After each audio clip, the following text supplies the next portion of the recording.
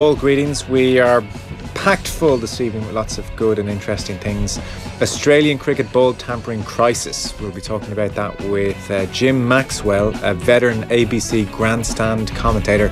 He'll join us 7:30. There's just been a big press conference about this from the Australian cricket CEO in Johannesburg, and Jim was at that press conference, so that's coming up around 7:30. All very sordid and complicated and messy. The complicated character as well that was Howard Cosell is up for discussion after 8 o'clock. He would have turned 100 this week. His biographer joins us just after 8. Shane Stapleton, two-time All-Ireland winner now with Kula, will be here in studio. And Martin Lipton on England fans. We're wondering if there's some kind of beefed up Brexit fueled hooliganism kicking in here, or just a few isolated blips. Text number is 53106. We're on Twitter at @OffTheBall. We are streaming live. We are all here, which means Richie McCormack is here. You almost sound disappointed. And Kevin Kilban, hello. Hi Joe. How are you? Oh, great. All good. All good. Bit of afternoon football this afternoon, so it's a bit of friendly action. Watching a bit of France. What caught your eye? Wasn't too bad. Watching a bit of France, so yeah, Pogba in action. So it was Mbappe was the one that stole the show a little bit. Really, he's got a couple of goals, but it was nice. Russia have a lot to do before they host this summer. Watching a bit of France, as if you assume everybody listening hasn't been at work and knows what you're talking about. Yeah, sorry. France played Russia. Sorry, yeah, I should have clarified that, shouldn't I? Yeah. We were all just sitting around watching France today. France played Russia. How did Pogba do? Oh, Pogba scored a cracker. Scored a brilliant free kick. Yeah. He did all right. He did okay, didn't he? He looked more involved. Yeah, that is a great. He was involved in a lot of the play, wasn't he? There's a lot of tricks and flicks. Wouldn't be something that John Giles or Graham Souness would have been too fond of, but he did. He did well. He scored a good goal. Scored a really good goal. Russia are brutal. Yeah. Can we just double underline that? They are in trouble this summer. They have a lot of work to do before June rolls around. They are awful. Quite interesting. The game was on MUTV. That happens from time to time. You'll see friendlies picked up. I remember watching a pre-season friendly involving, was it Barcelona and Roma 2 seasons ago? It was being shown on Quest. Right. Like you have to go, like they usually show the kind of programmes that Alan Partridge would have ended up on digital TV. Yeah, there can't have been too many shown on MUTV though, like outside Man United's own games. I'd be surprised. There'd be somebody out there who'll tell us how many MUTV have shown. They would have shown. It's the first time I would have known of it. Yeah. You mentioned Pogba. He's been taking a lot of criticism in France. So Christophe Dugarry, who we all remember, 20 years on, I suppose, from World Cup 98. Now shaved head Dugarry. You wouldn't. Nothing wrong with that, Joe. He looks a bit like Richie, which is no bad thing. I wish I looked like Christophe Dugarry. He must be a good-looking man. So he went off and won, Christophe Dugarry. He's very much involved in the media now, and he was talking about Pogba and Griezmann. So obviously France, in their last friendly a couple of days ago, they were 2-0 up against Colombia and then lost 3-2 in Paris. And Dugarry said they're not serious. Pogba and Griezmann are leaders. They're considered big players. They're held up as an example. And yet when you lose, you sign a contract with Canal to sell these stupidities. And I was thinking, what are a contract with Canal to sell all these stupidities? And I was wondering, well, what is this? He says, you're not starting for Manchester United. You just lost a game with France. And then you send out this programme that doesn't make sense. What's he on about, Joe? Yeah. He is on about the Pog series. Little circles that you threw against the wall. And Canal and Paul Pogba have teamed up for some pre-World Cup insights into the life of Paul Pogba.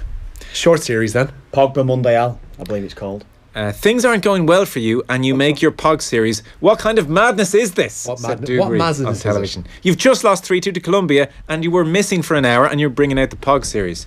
So you can go on to Pogba's Twitter page and check out the Pog series. There's shots of him dressed up in some kind of green tracksuit thing and a bandana playing pool, and I don't know, his mother walks by or something, and he's just it sounds like top-notch content, Joe. There's not much of a narrative. It's just a general kind of music. And it's a bit like Rio Ferdinand. What was Rio Ferdinand one that he did with that? Was it Mercked? Oh God, you've been murked. At any one time they are a rapper, said Dugarry as he got confused, then producers, then dancers, then footballers, then basketball players. Griezmann has said he'd prefer to play basketball. We are 3 months out from the World Cup. Focus yourselves. It's up to you to show us the way. So that was what was ringing in Pogba's ears. I mean, realistically, man for man, they've got as good as a side as anyone. Squad of players anyway. France should be very, very close this summer. Well, it's interesting to see they're a bit fed up with Pogba too. Very fed up, to say the least. But the Pog series between now and the World Cup. Can we have a Kilban series on OTV? No series. Yeah. No.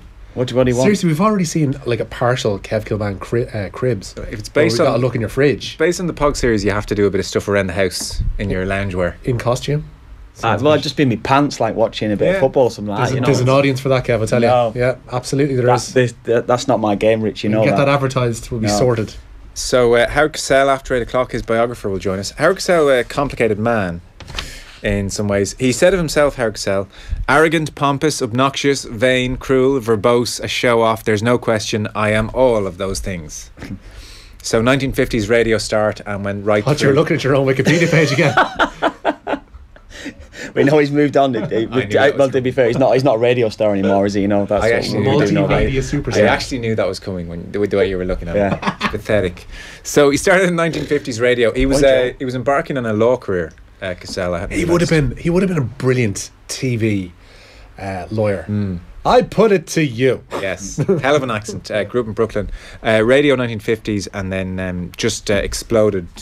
Superstar, the preeminent broadcast sports journalist of the 20th century, I think it's fair to say, not just in America. Certainly around, watched a documentary on him again this morning, late 70s, early 80s.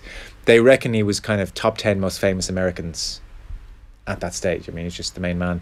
So, like, everybody knows the Monday Night Football clip. He did Monday Night Football from 1970 to 85. This was a first when Monday Night Football appeared. Him and his co-stars, as we'll hear about later on, hated each other. His co-pundits, he thought they were crap. He just thought he's so much rubbish. In common with Howard Cosell. It's amazing. He thought they were jocks who had got a gig that they didn't deserve. And he let them have it. Did he actually let them have it on air? Oh yeah, quite a bit. It was frosty, and people loved it. They thought, this is, it's a bit of arguments and it's good, but this was for real though. And even in his autobiography, when he retired, he just hammered them and said they were useless. But Monday Night Football, anyway, very famously, he had John Lennon on in 1974 for an interview at half time, and then of course, probably his most famous clip, really, Cosell, came in 1980. We have to say it. Remember, this is just a football game, no matter who wins or loses. An unspeakable tragedy confirmed to us by ABC News in New York City. John Lennon, outside of his apartment building on the west side of New York City, the most famous perhaps of all of the Beatles, shot twice in the back, rushed to Roosevelt Hospital, dead on arrival.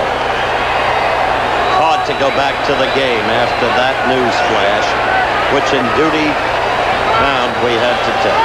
Frank? Indeed it is. He was also commenting on a fire that was raging in the Bronx. I think is another famous line. The Bronx is burning. While I don't know if it was a World Series game, but definitely, obviously, the Yankees were involved because it's on the very edge nearly of where the Yankee Stadium was. Just incredible updates. The man was one of those incredibly trusted voices, I think, in America down through the years. Not well liked though, much hated. I hadn't fully appreciated the extent to which he was hated. So what Cosell seemed to do when he arrived in the 60s on TV, or certainly the 70s on Monday Night Football, was for the first time just criticise people, criticise the players, say they were no good, say they were overweight, say whatever occurred to him. Tell it as I see it was kind of his catchphrase, and that was not the tone of the day, which was just adulation. You're very nice about the players, they're all great people. And Cosell lambasted them plenty of times, to the point where, like, there's footage of people shooting televisions with Cosell on the television. They hated him that much. So, like, he's a really divisive figure. Was at war with the print journalists, said they were just $10,000 a year hacks, said they were no good, said they were all ignorant. Like, he's unbelievably arrogant, not a nice fella in lots of ways. So he's not. Let me tell you something about Rod Little. Yeah. So he's more complicated and complex than just broadcasting legend. The Ali stuff is obviously, he's well known for, had a genuine rapport with Muhammad Ali for years and years and years. And JP found this. JP was moved by this. JP. It's hard to believe. All the years. Everything that's passed between us. It's so hard to believe. And so memorable. And now, it's time to say to you, Muhammad, God bless you, and happy birthday to you. And you know something? You are exactly who you said you are. You never wavered. You are free to be who you want to be. I love you.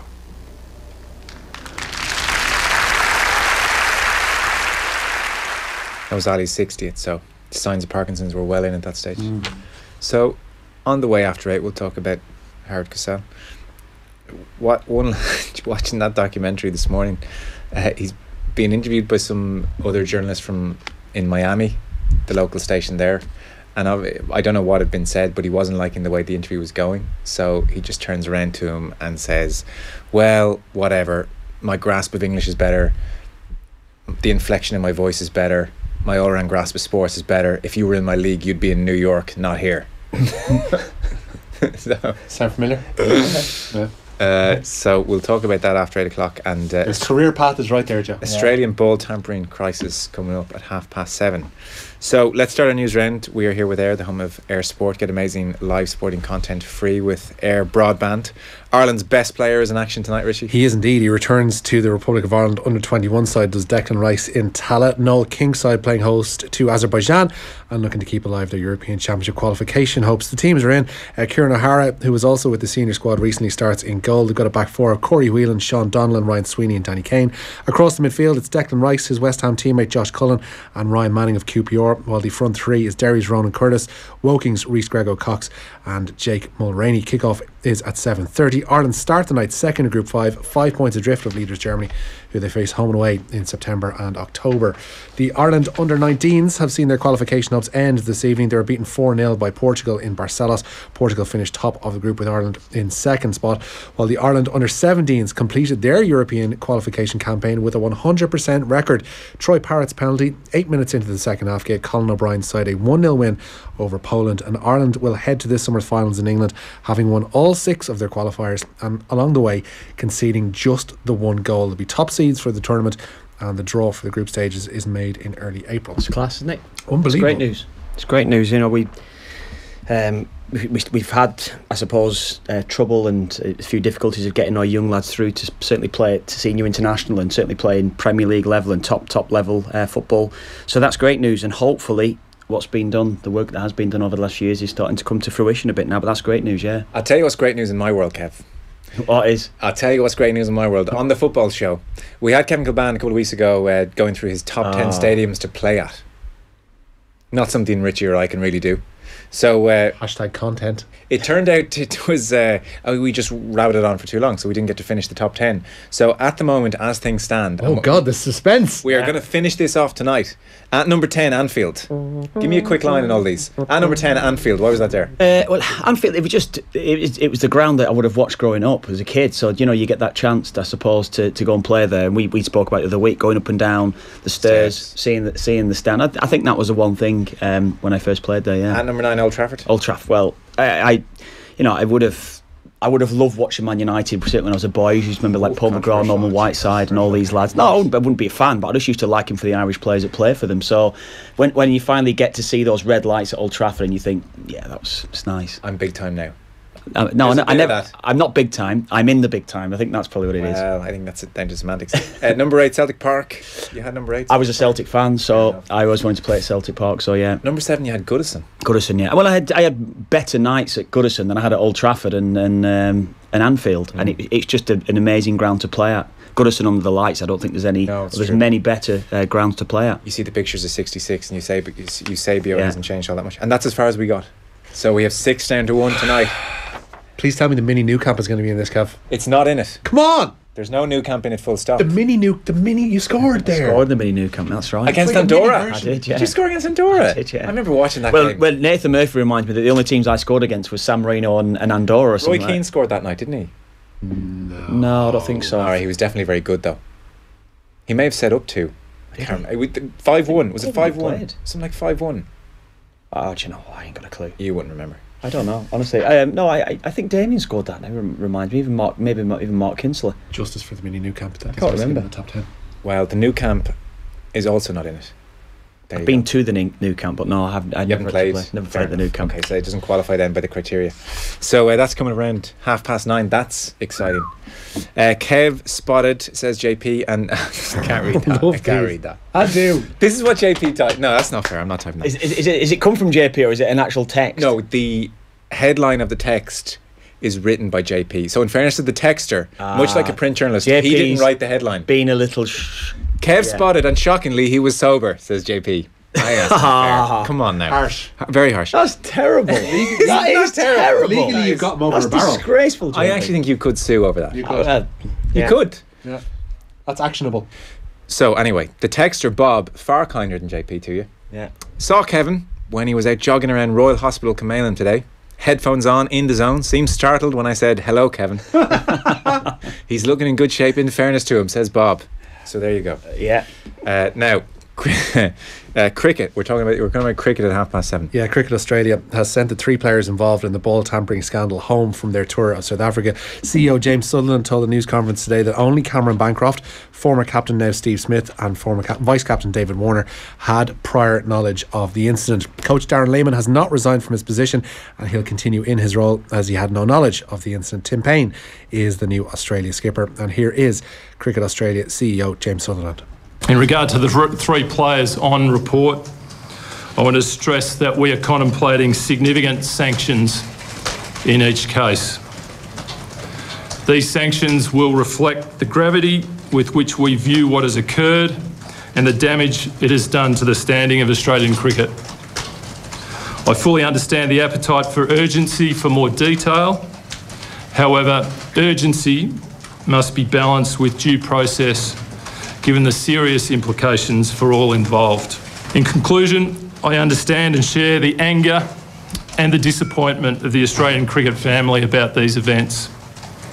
This is a serious issue and it needs to be dealt with properly and with due diligence. So we'll talk about this around 7:30 or so. Huge story in Australia. The Prime Minister came out again this morning and spoke at length, and it was like national crisis. You know, like the tone of it was, this is shocking. There are others that will point out that there are bigger things for him to be focusing his time on. It is a huge story, and in the sporting context, I don't think we have an equivalent of the Australian cricket captain in this country, somebody who's held on such a pedestal, just given the nature of the role. But again, for the Prime Minister, there are other things they should be attending to. Yeah, well, we'll talk about that very shortly.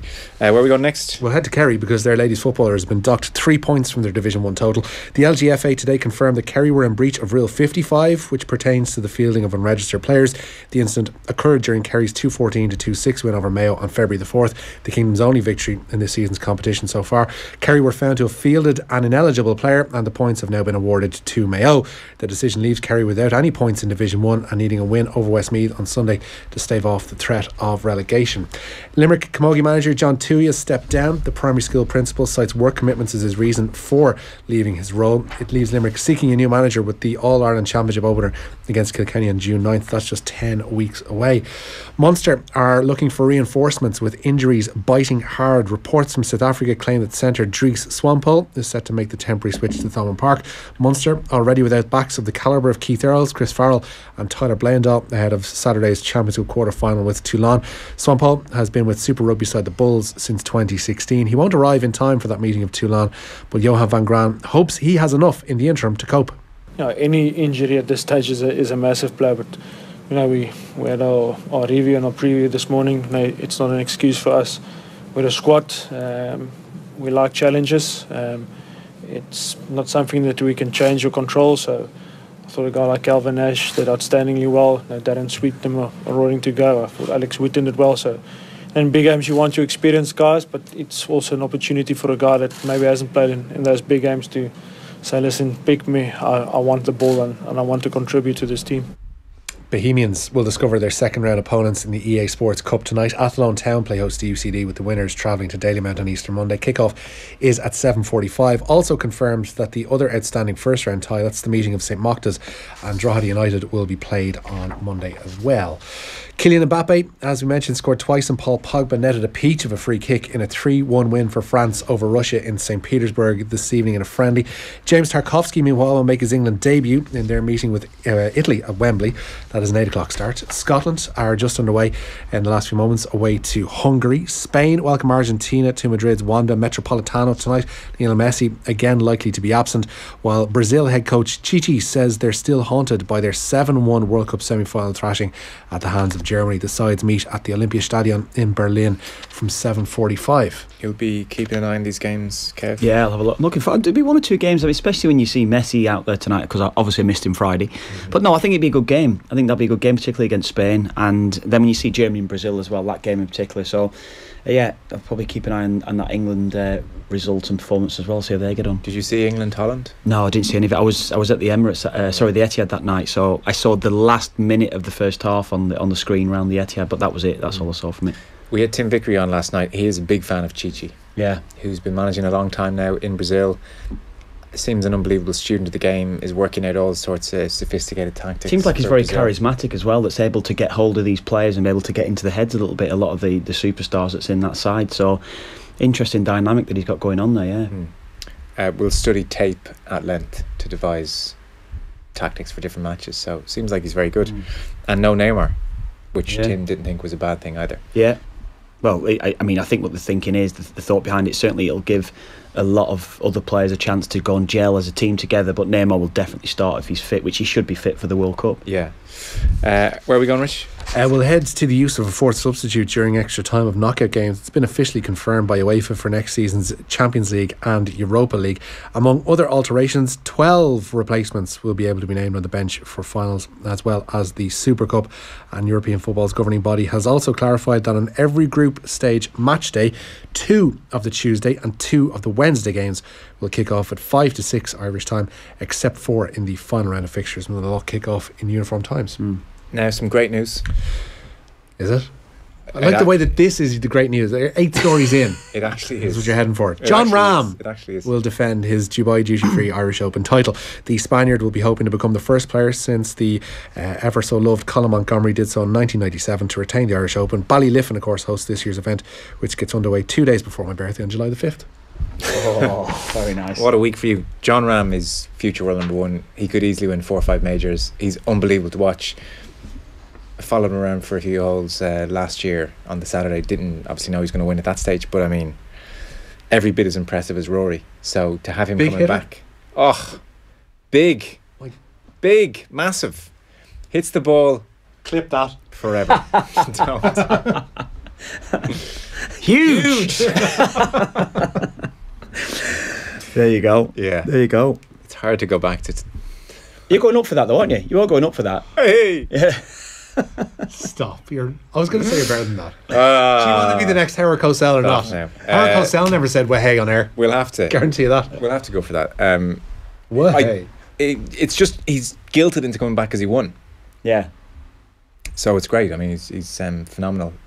Hits the ball a million miles, fades the ball and still hits it a million miles. He's like a bull. He's going to win like 4 or 5 majors very easily. Paul McGinley was on the other night, says this guy is going to be world number 1 very soon. So What's his hopes in Augusta? Again, Yeah. he's going to win very soon majors. So the fact that he won last year means he's, as I say, guilted into coming back again. So it's great for the tournament. Has he got the mentality to deal, like, because I know he's still relatively young, can he deal with that moniker of being somebody who's going to, is quote unquote going to win lots of You titles? say with Sergio, don't you, when you think at that age? It seems to. I mean, they've been saying about him from day one, and he's won plenty of big tournaments since then. So, I mean, like, it seems inevitable. Obviously, you can never say, but it seems inevitable. That game Kevin scored in was 3-0 at the mini new camp, says TC in Dublin. A cracking few days in Barcelona. He says you also scored a cracker of a goal that took the roof off the old Lansdowne against the Czechs a few days after the Cyprus debacle. Yeah, that's Remember true, that? Yeah. It says needless to say the Czechs equalised 2 minutes later to ruin everyone's buzz. The game Joe was talking about his way to Cyprus. That's right. That is right. The game Joe was talking about his way to Cyprus when Roy scored 2 goals and was incredible. One of his greatest ever performances. Do you remember that game? I remember that game. Cyprus. That was in the mini new camp as well, wasn't it? No. Why would the Cyprus one be in the mini new camp, Oh, it Joe? was in Cyprus. It was in Cyprus. Yeah. Are you sure? Yeah, definitely. Howard Cosell won't make that mistake. 100%. Yeah. 100%. 100%. Yeah, I won a penalty that night as well. That's the thing that sticks It's in not my all mind. about you. My main No, memory because from that game. little things stick from your mind, doesn't My they? main memory from that game is Mick on the sideline being picked up by the microphones, shouting at Ian Hart, going, "Harty, Harty, Harty!" Oh, that's been awful. Clear as day. 7:30 in the evening. It was beautiful. He's under a bit of pressure as well, Mick, at the moment. We might get that tonight, won't we, Joe? Mick, yeah. Well, I mean, we'll talk about it in the football show, but in short, it seems that Marcus Evans is relatively happy with Mick. He's doing an okay job under the circumstances, but may well be cut in the summertime because the fans don't like him. Yeah, out of contract.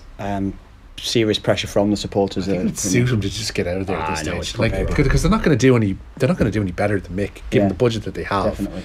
The manager that he is, and he doesn't need the arseache anymore to be there and listening to that kind of guff day in and day out. It was ominous for him when Marcus Evans said we'll have a decision either way before the early bird season ticket deal goes on sale. So I mean, that's almost saying to the fans, he'll be gone, so you will buy your season tickets. So it's bizarre. Yeah, it's terrible that the fans almost are getting rid of him when he's doing a pretty good job. But we'll talk about it in the football show. It happened before. Post Saipan, and the whole that even that thing just was a mess. He had to go. Did he? Oh, did he? No, I wouldn't have thought. No, I wouldn't have thought that myself. But there was certainly that sort of feeling that was around it. I think Mick felt himself he had to go. When we spoke to him last year, he felt as though he had to go. He felt as though that there was no real end game there, so he felt as though that he had to walk from that time. I was gutted, but anyway. One last story. Footpad will run an entry next week, having been withdrawn from Sunday's Grade 1 Ryanair Gold Cup at Ferryhouse. The Arkle winner at Cheltenham will instead run in either the Doonbar Maghull Novices Chase or the Manifesto Novices Chase at the Liverpool course. Trainer Willie Mullins says the swap was made at the behest of Footpad's owners. Okay, cheers Richie. So we'll talk Howard Cassell after 8 o'clock. We'll also have Shane Stapleton in to reflect on 2 All-Irelands for Coola before the football show, which will include Martin Lipton on the England fans, and if we're just having a few blips lately or if actually this is a worrying trend ahead of Russia. But up next, if you're not totally on top of this Australian cricket ball tampering situation, we're going to run you through everything and all the gory details next.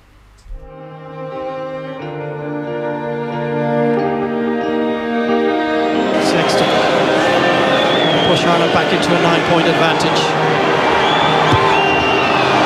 Pull that slightly, more than slightly. It's a bad miss from one of the best kickers in the world. Dupont, Teddy Thomas, space in front of Thomas. He could go through the middle here. Teddy Thomas for the line, and over he goes. Try for France, and the lead is won. Lost now. Last ounces of reserve are being eked out now. They're leaving nothing behind them, this Ireland team, in a bid to force